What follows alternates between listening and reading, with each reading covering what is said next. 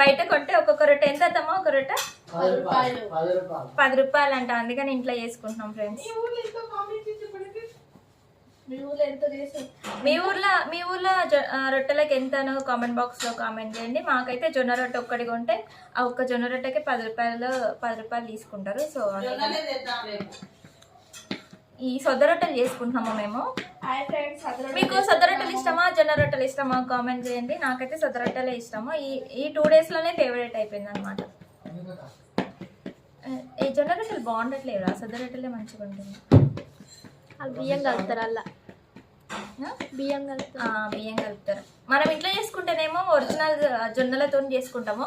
బయట చేసే రొట్టెలకేమో బియ్యం కలిపి పట్టించి, లేకపోతే జొన్న రొట్టెలని దాంట్లో పసుపు కలిపి చేస్తారు కొంతమంది. అందరు కాదు పాపం, అందరిని అనొద్దు. ఓకేనా?